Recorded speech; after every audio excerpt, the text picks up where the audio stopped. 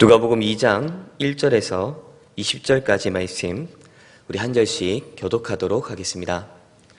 누가복음 2장 1절에서 20절입니다. 그때에 가이사 아우구스토가 영을 내려 천하로 다 호적하라 하였으니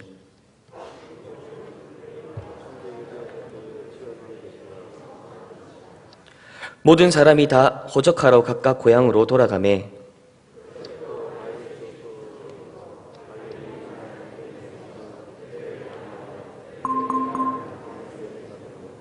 그 약혼한 마리아와 함께 호적하러 올라가니 마리아가 이미 잉태하였더라.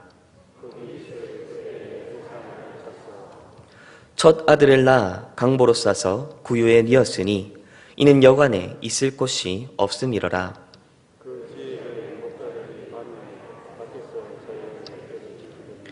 주의 사자가 곁에 서고 주의 영광이 그들을 두루 비추매 크게 무서워하는지라.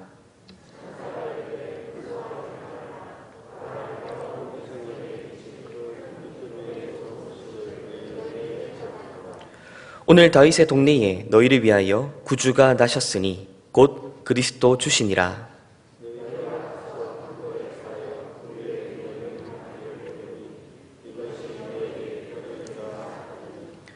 호련히 수많은 천군이 그 천사와 함께 하나님을 찬송하여 이르되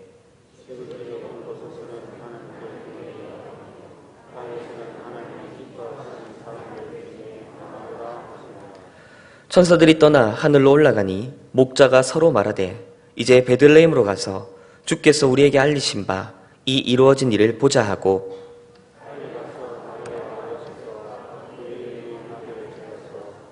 보고 천사가 자기들에게 이 아기에 대하여 말한 것을 전하니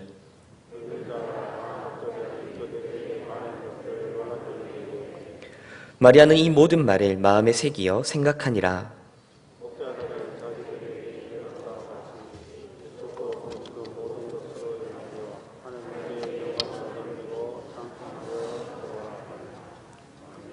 아멘.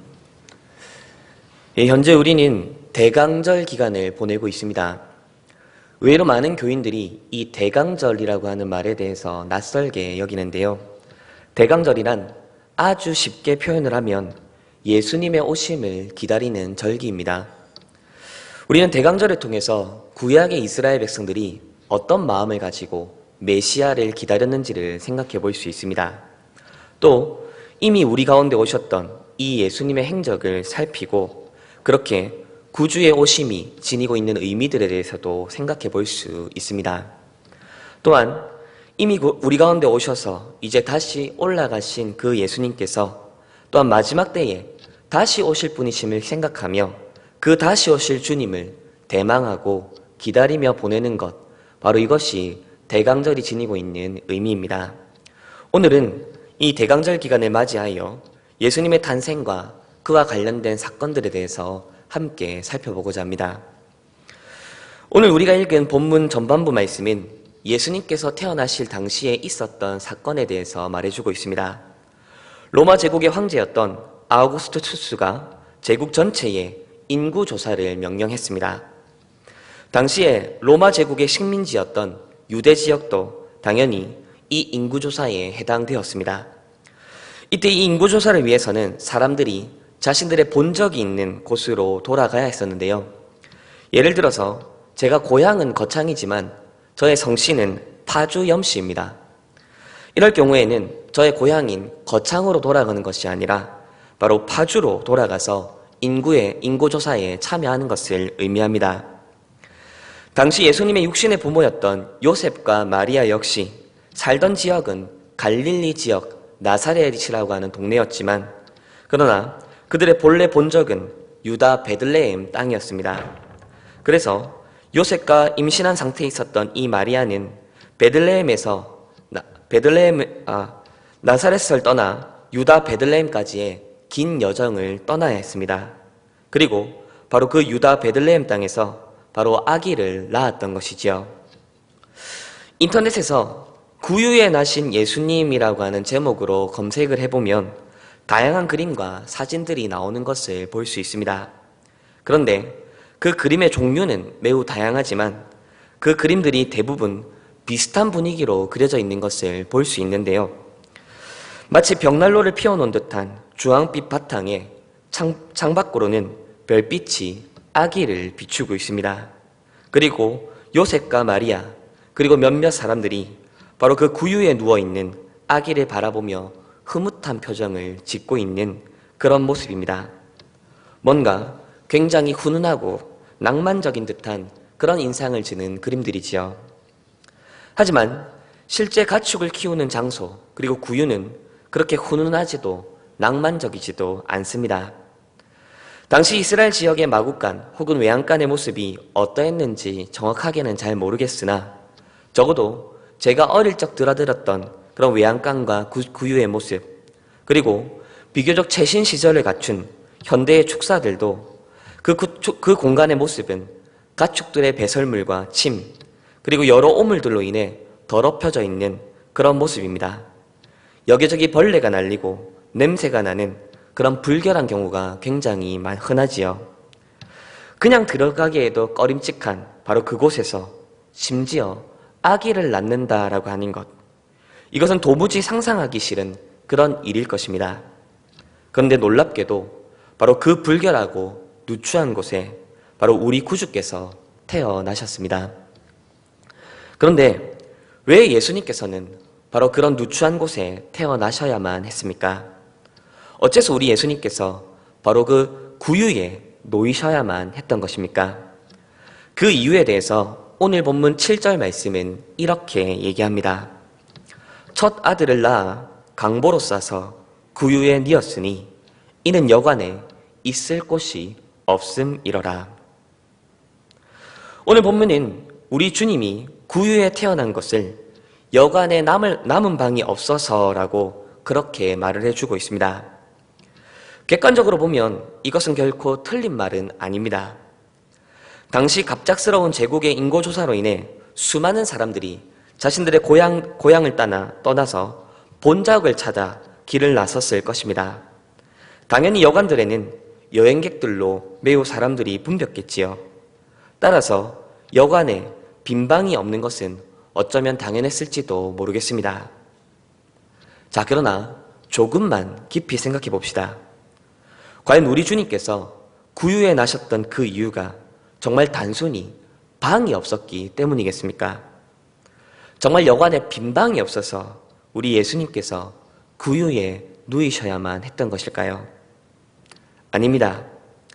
이 말은 그저 단순히 빈 방이 없었다라고 하는 그런 의미가 아니지요.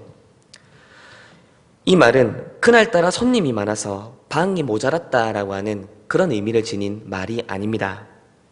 이 말은 아이를 낳을 여인에게 방을 내어줄 만한 긍휼을 지닌 자가 없었다라고 하는 것을 보여주는 의미입니다. 그것도 바로 하나님의 백성이라 일컬어지는 이스라엘 백성들 중에 말입니다. 우리가 잘 알듯이 하나님께서 이스라엘 백성들을 부르신 목적은 그들을 하나님의 소유된 백성, 제사장 나라, 거룩한 백성이 되게 하는 것이 목적이었습니다.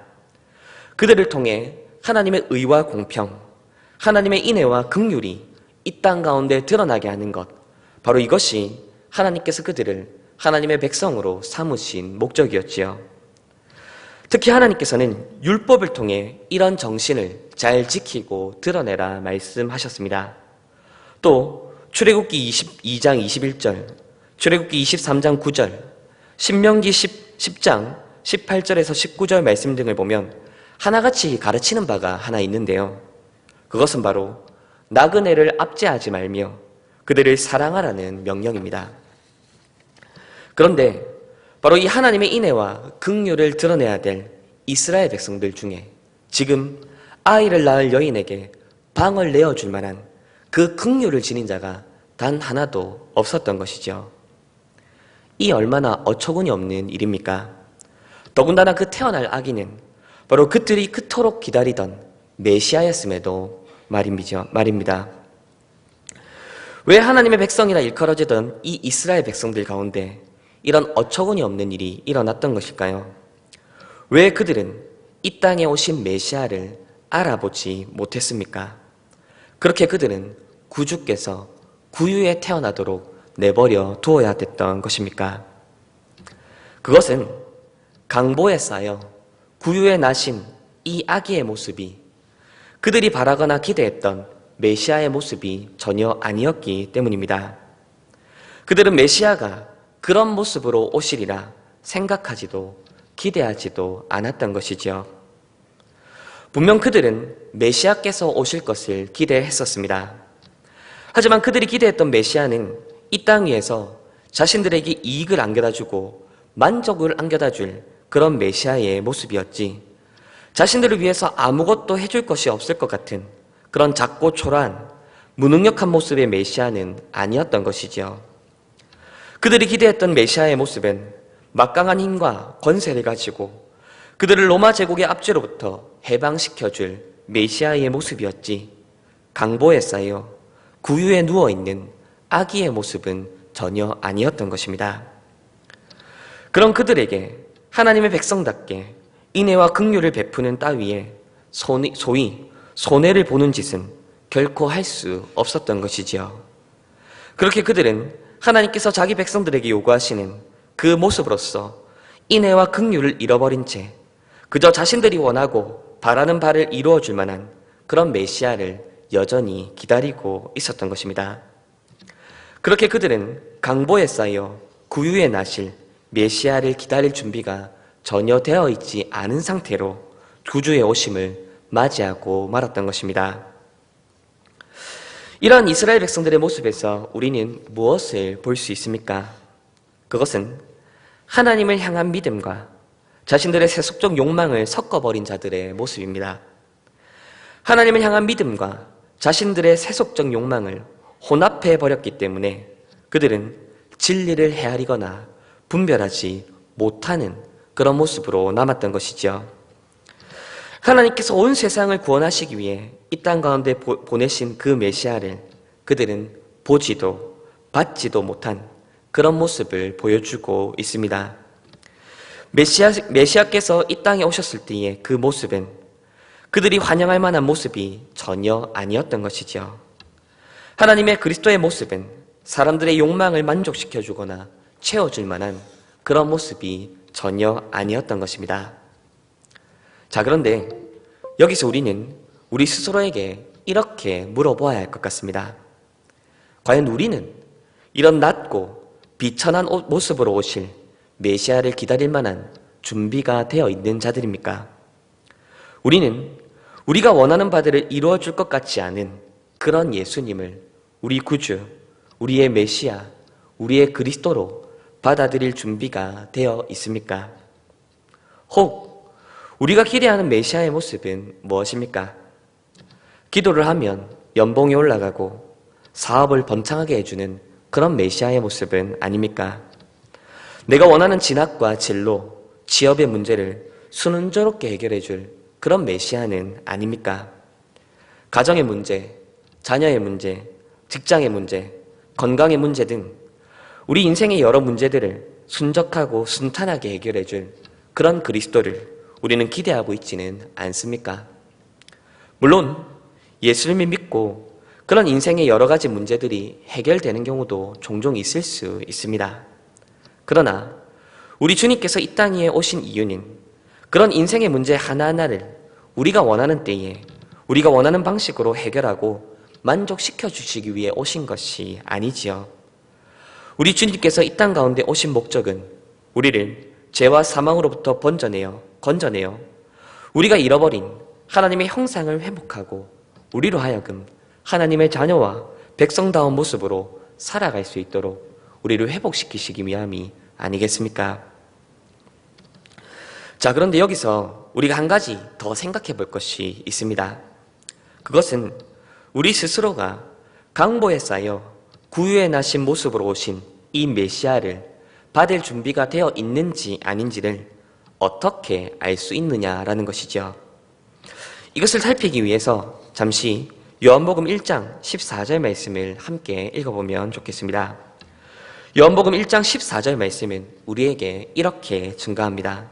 우리 함께 요한복음 1장 14절 말씀을 읽어보겠습니다.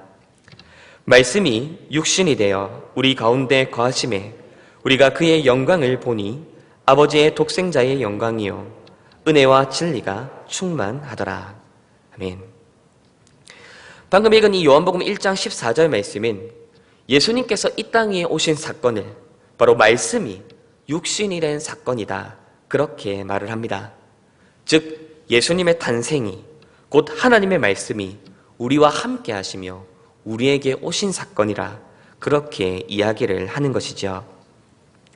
자, 그런데 지금 예수님께서는 부활하시고 승천하셔서 우리 곁에 계시지는 않습니다. 자, 그러면 이제 더 이상 말씀도 우리 곁에 없는 것입니까? 그렇지는 않습니다. 지금도 하나님의 말씀, 그리고 말씀을 통해 예수님께서는 여전히 우리와 함께 하십니다. 기록된 말씀인 성경, 그리고 그 말씀의 선포인 설교를 통해, 그리고 그 성경과 그 설교를 사용하여 역사하시는 성령님을 통해 우리 예수님께서는 지금도 우리와 함께하고 계십니다. 말씀으로 이 땅 가운데 오셨던 그 예수님께서는 지금도 성경, 그리고 성경을 통해, 설교를 통해, 그 성경과 설교를 통해 일하시는 성령님을 통해 지금도 우리에게 다가오고 계십니다. 그리고 우리는 바로 이 말씀을 대하는 태도, 특별히 설교를 대하는 태도를 통해서 과연 우리가 강보에 쌓여 구유에 나신 그 모습으로 오실 예수님을 기다릴 준비가 되어 있는지 아닌지를 판가름할 수 있습니다.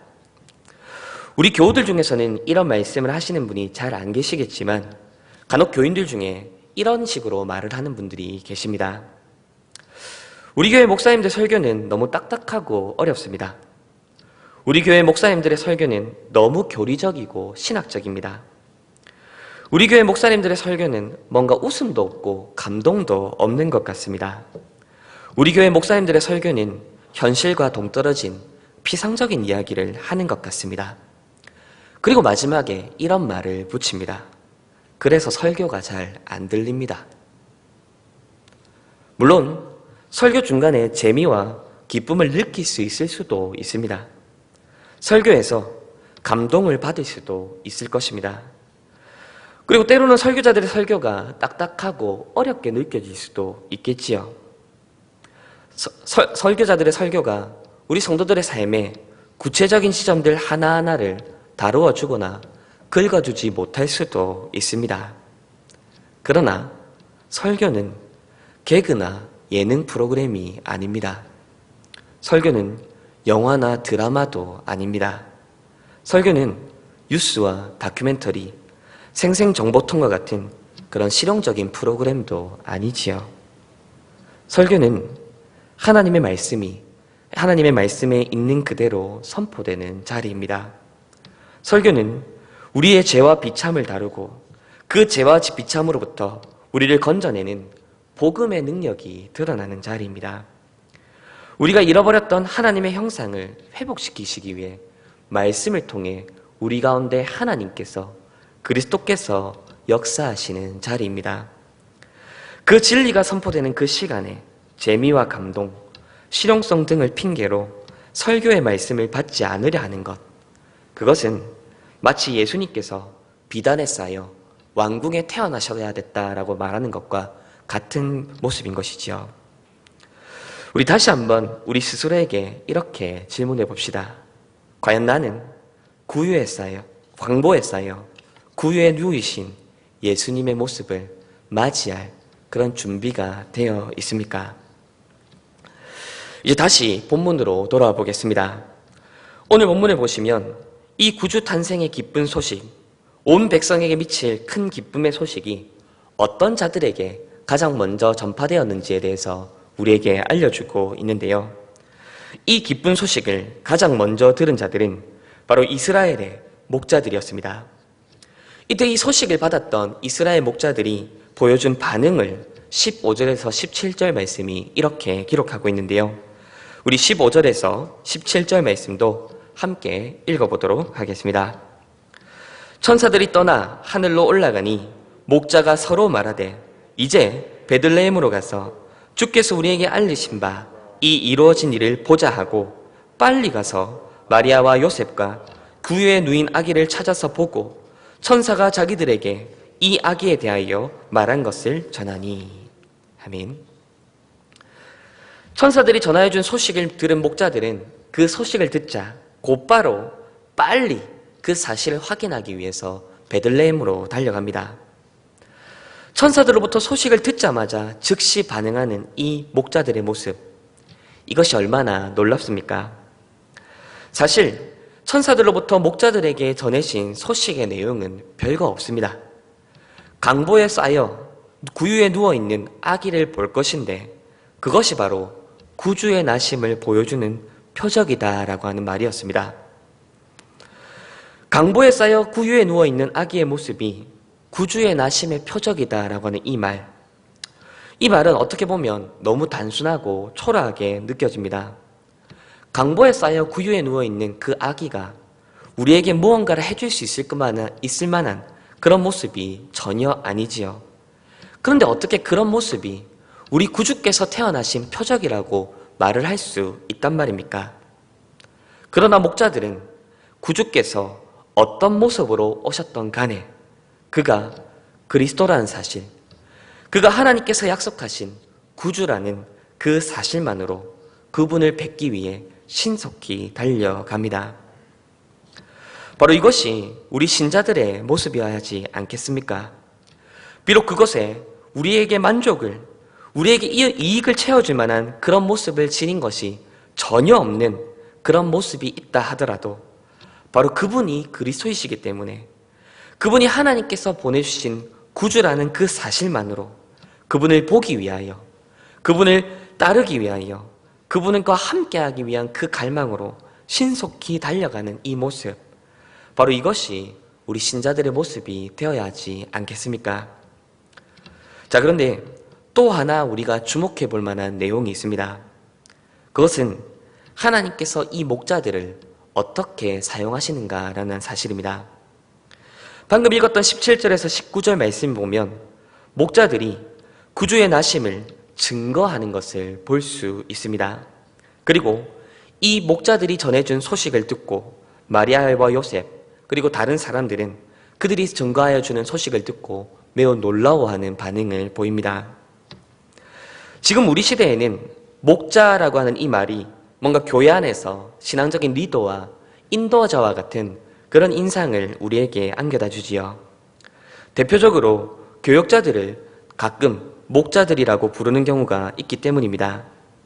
또 성경에서 하나님과 예수님을 목자로 비유하여 표현하는 경우들도 종종 있습니다. 그래서 우리는 이 목자라고 하는 말을 들으면 무언가 대단하고 훌륭한 리더와 인도자라는 인상을 받기 쉽습니다. 그러나 당시 유대 사회에서 목자라고 하는 이들은 사람들로부터 소외받는 계층의 사람들이었습니다. 비천하고 사람들로부터 인정받지 못하는 그런 계층이었던 것이죠.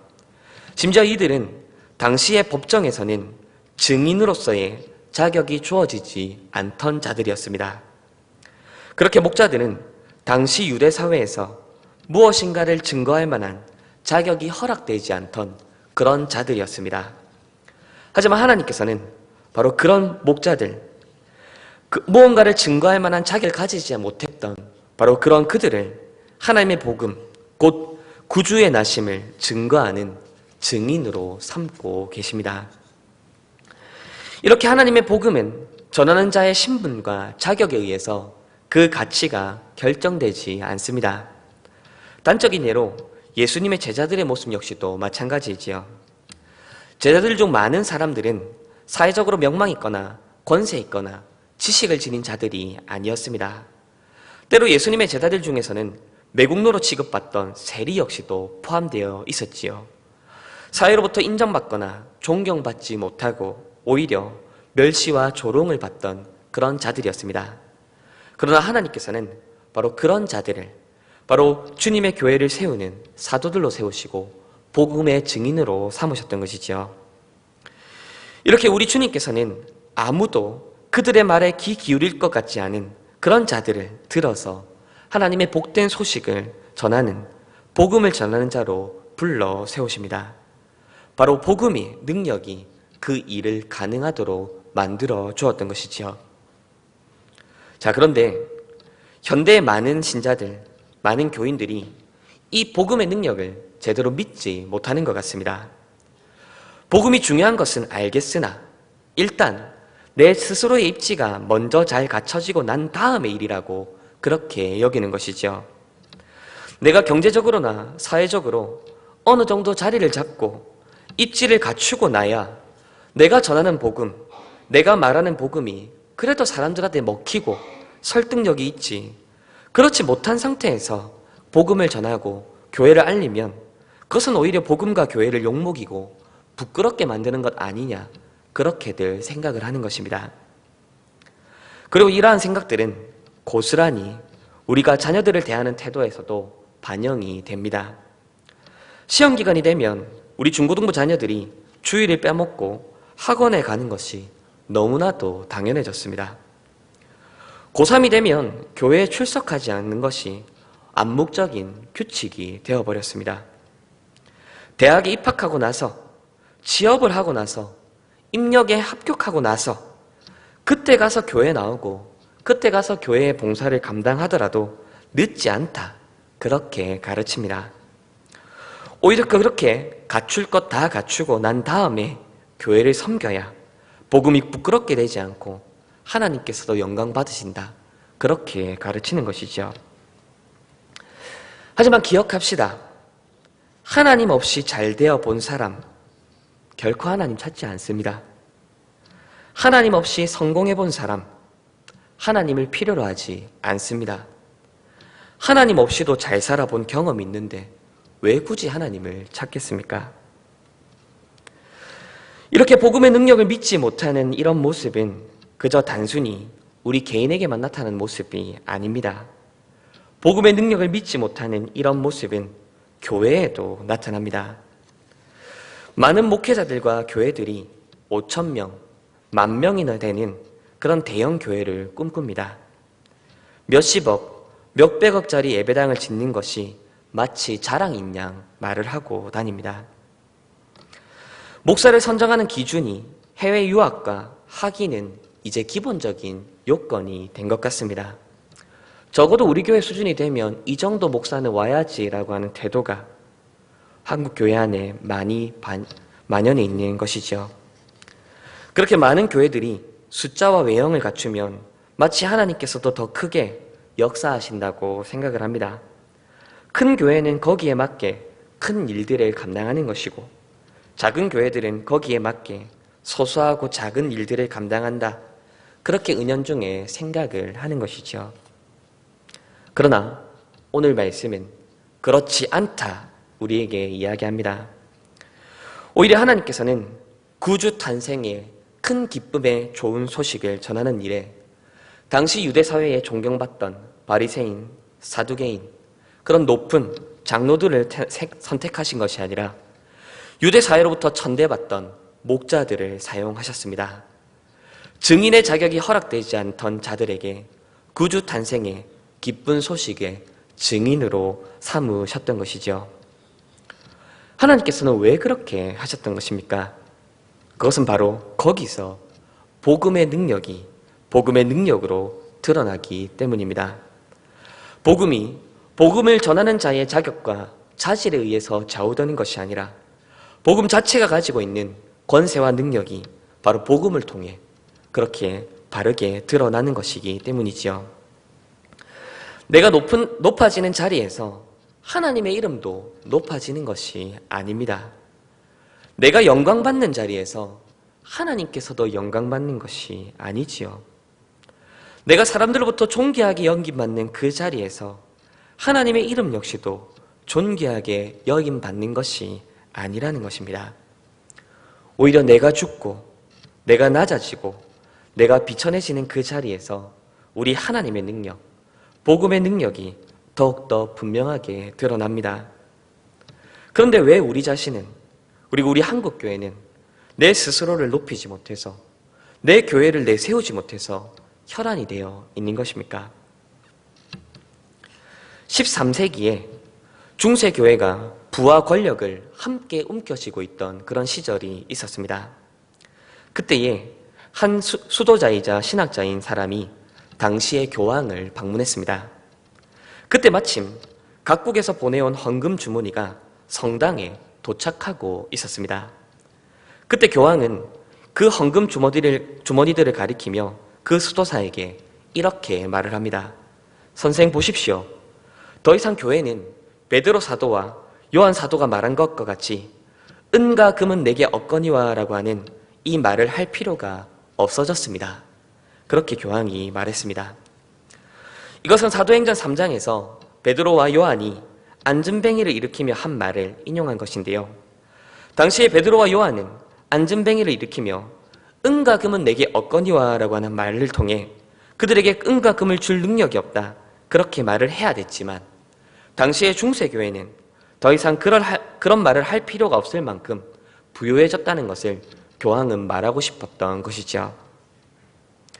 그때 이 말을 들은 신학자는 교황에게 이렇게 대답합니다. 네, 그렇습니다. 이제 그렇게 말할 필요가 없겠군요. 그러나 이제 교회는 더 이상 나사렛 예수의 이름으로 일어나 걸으라, 이렇게 말을 할 수도 없게 되었습니다. 무슨 말입니까? 중세교회가 엄청난 부와 권세를 손에 넣었는지는 모르지만 나사렛 예수의 이름, 곧 복음의 능력을 드러낼 수는 없게 되었다는 의미가 아니겠습니까? 그런데 바로 이 중세 로마 가톨릭 교회의 모습이 혹 지금의 우리 한국교회, 혹 우리 고신교회의 모습과 닮아 있지는 않습니까? 이제 말씀을 맺겠습니다. 오늘 우리는 본문을 통해 우리 예수님께서 태어나시던 당시에 일어났던 일들에 대해서 살펴보았습니다. 여기서 우리는 우리 스스로에게 이렇게 질문해 보아야 되겠습니다. 과연 우리는 어떤 예수님, 어떤 메시아를 기대하고 있습니까? 우리는 우리의 세속적 욕망과 욕심을 만족시켜줄 능력을 보여줄 그런 메시아를 기대하고 있습니까? 아니면 우리를 죄와 비참으로 건져내어 하나님의 인자와 긍휼, 자비를 드러낼 하나님의 백성으로서의 모습을 드러낼 메시아를 기다리고 있습니까? 또 우리는 과연 하나님께서 우리를 복음의 증인으로 삼으실 때에 쓰임받을 그런 준비가 되어 있습니까? 내가 갖추고 있는 이 세상의 부와 명예, 권세를 통해서가 아니라 오히려 나의 낮아짐과 비천함, 연약함 속에서 복음의 능력, 하나님의 능력을 온전히 드러낼 그런 준비가 되어 있습니까?